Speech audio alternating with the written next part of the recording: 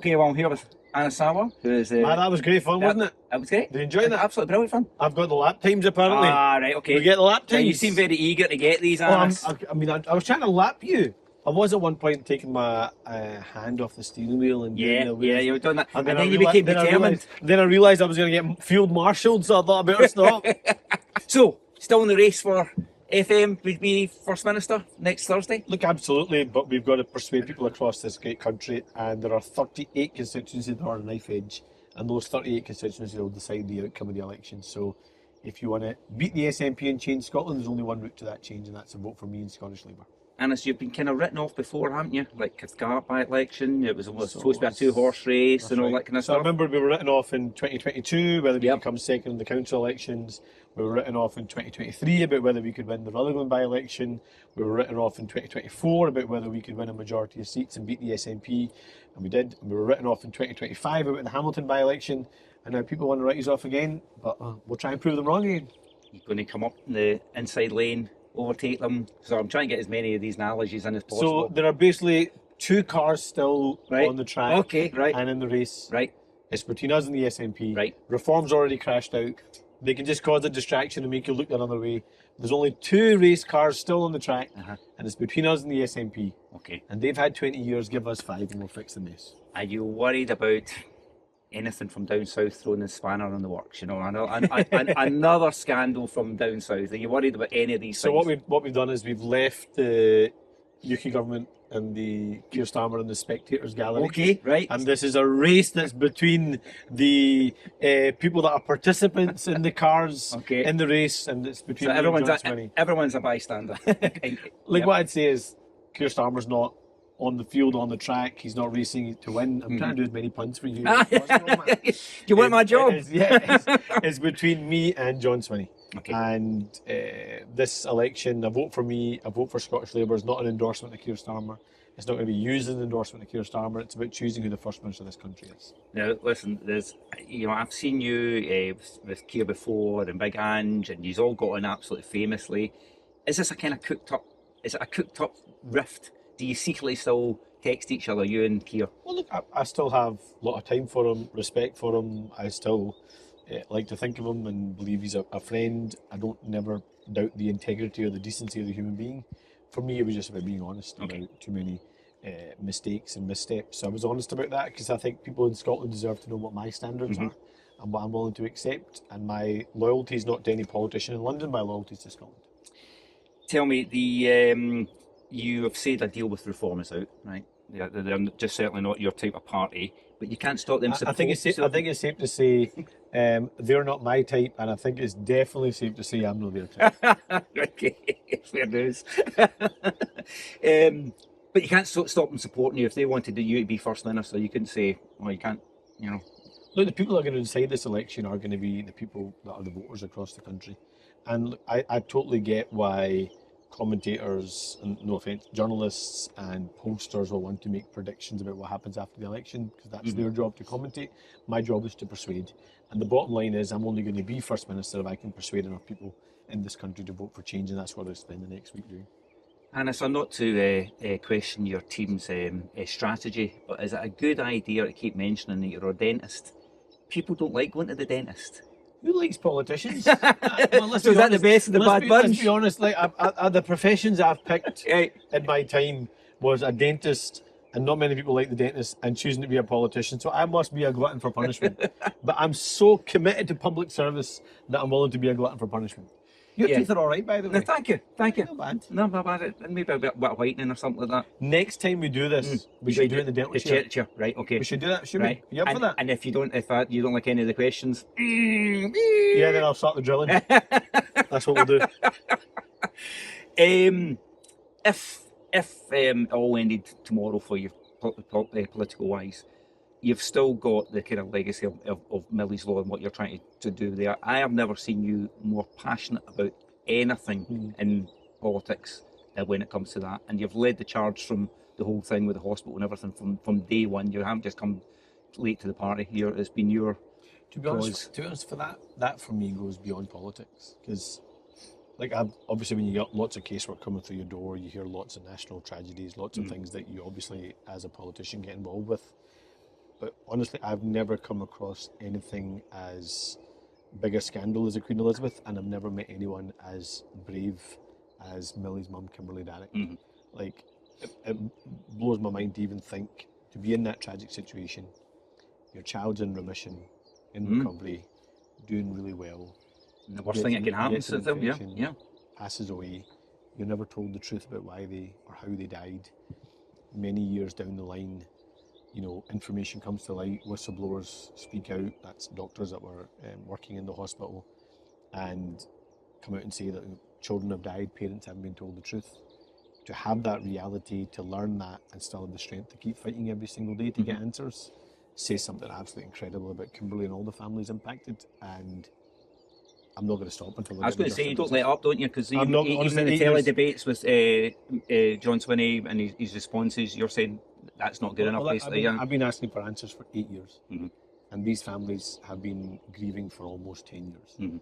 And honestly, I just feel as if the job of government's not to protect the institution, protect the establishment, is to do what's right by the people. And I will not rest until I get truth and answers for those families. And even if you weren't a politician, is it something you'd keep chiseling away at? Well, look, one of the reasons why I want to be First Minister is I want to break down all those barriers and just get straight to the truth and to the answers. But Do you think it's there? Do you think it is in the paperwork and it's somewhere? To be honest with you, I think the families know the truth. Okay, And I think broadly people know the truth. It's about whether the institutions are going to accept the truth and then what they're going to do about it to make sure it doesn't happen again. So I think that bit is possible, but I'm going to stand by these families. But as First Minister, that truth will come out, no matter how damaging it is. 1,000,000%. And that's why we'll pass Millie's law. Not because it's going to bring Millie back, not because it's going to automatically make things right at the Queen Elizabeth, but it means shifting the balance so that never again can institutions think their job is to protect themselves rather than the people. And these are all great causes, but when a lot of people think about Scotland, they see so many problems and so many things with the budget. Not many potholes on this track, though. I know. We were lucky with the potholes. The thing about potholes, the potholes are everywhere, though. Everywhere. They're massive as well. I call them craters right, rather than potholes. And, you know, honestly, so there's two things I think that comes out of the potholes talk. One is, I think it's a sense of how people feel about their community. If they feel as if the roads aren't getting fixed, the rubbish is not getting picked up, they think my community's been forgotten about and neglected. So we've got to get that right. Secondly, it demonstrates the government can't even get the basics right. See, we can't even fix the potholes and collect the rubbish. How can we do the big things? So we're going to get the basics right, but we're also going to do the broader stuff as well. We need to do around the National Health Service and more. You're rearing to get going, aren't you? I'm a naturally buzzy individual. I would happily jump back in the cars with you again, Matt. I'm not a person that stands still. I'm a naturally buzzy individual. And you know, back to the Punzo, your race certainly is not run. You're determined. You'll be. We are on the track. Right. Final lap. The SNP's got a slight lead, but we're racing up behind them. Yeah. And we're waiting for the cheers to come from the side as we overtake and win. I was in the lead when we left, were we not? Well, I spun out. You started off as John Swinney. Yeah. Right. But you spun out. Yep. And late surge in the late laps, and we got there over the line. And that's what's going to happen again next week. Fantastic. Right, I've got some quick fire questions for you. Right, you like these ones? These are the ones I like. Yeah, right, okay. Easy one. World Cup prediction. In terms of who's going to win? Who's going to win, what Scotland's going to do, whatever you want to tell me. So look, I could give you the politician's answer and say Scotland's going to win the World Cup. Right. And obviously that is my dream that Scotland win the World Cup. But I think on balance, the World Cup will probably be won by probably France. Okay, doke. Last concert you went to? Kendrick Lamar. Oh, aye, yeah. What, Hydro? At the Hydro. Yep. I was the second oldest person in the building. Who was the first? It's actually one of your former colleagues. I'll name him. It was one John Boothman. Oh, fantastic. So he was the oldest, and then I'm half his age. That's great. And then it was me, and then the next oldest was probably half our age as well. The last movie or the last television series you got right into? The last film I watched was at the cinema was the new Superman film, or little to the new Superman film, and then there's a recent John Cena one that I watched with the Me Man, but I can't remember what it was called. Last television program. I'm obsessed with wrestling at the moment. Oh, aye. So the last big thing I watched was WrestleMania. Right. Okay. This went over your head. No. I could just see me glazing, couldn't you? Last TV series. I'm watching The Night Agent right now. All right. Is that BBC? No, on Netflix. Netflix, okay. Biggest mistake?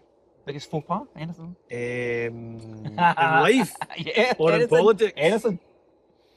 Oh, I think it's safe to say sometimes as a politician you say things and you think, why did I say that? Why was that the first thing that came to my mind?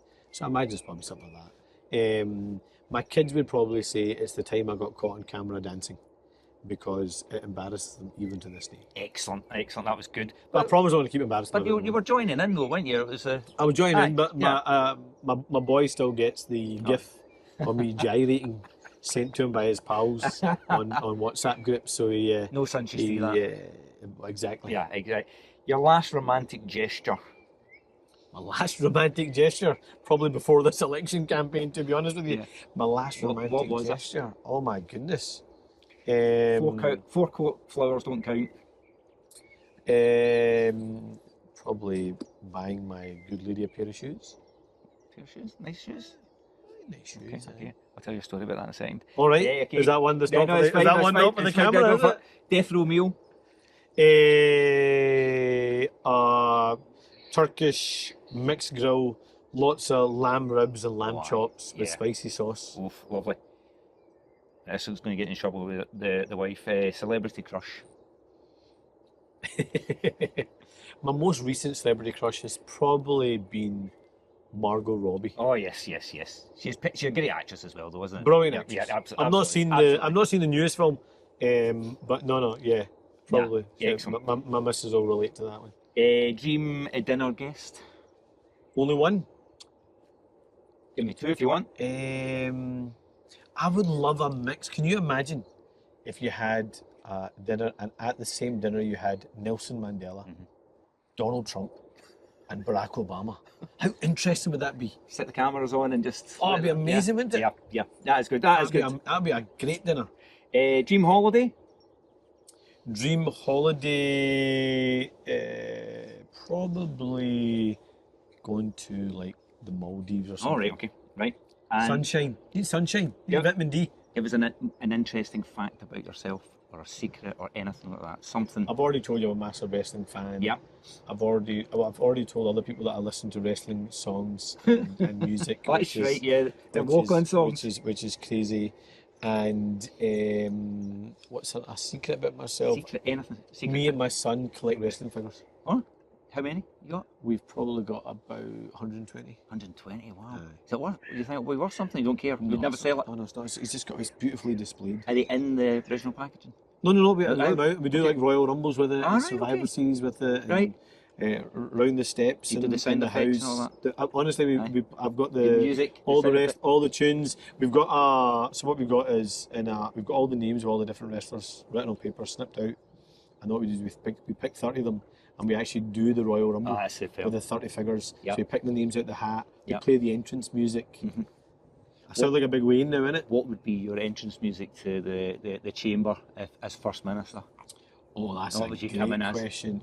Using one of the wrestling tunes? Why not?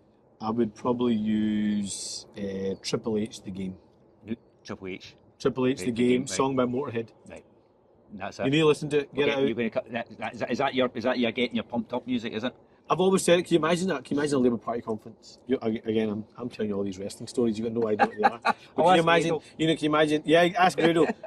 I come out to Triple H, The Game, Motorhead. Keir Starmer comes out, Stone Cold Steve Austin with a smashing the glass. It'll be so much fun. That'd be great. You should do that. It's a bit. It's too much ties. Because you won't know this, but during the last presidential election, Donald Trump came out to the Undertaker's theme tune. Yes. Remember that? Yeah, yep. When the lights went down and it did the bell noise. And Donald Trump came out to Undertaker music. Was that actually pretty cool? That was. You're going to give him that? That was cool. And when Hulk Hogan ripped off the shirt at the convention, it's a big wrestling fan. That was pretty cool. Yeah, okay. Excellent. Thanks very much for your time. My pleasure, thank you. And you really did flip my butt. I hope that's in the piece. I will be. Excellent. Thank you, my man. Thank you.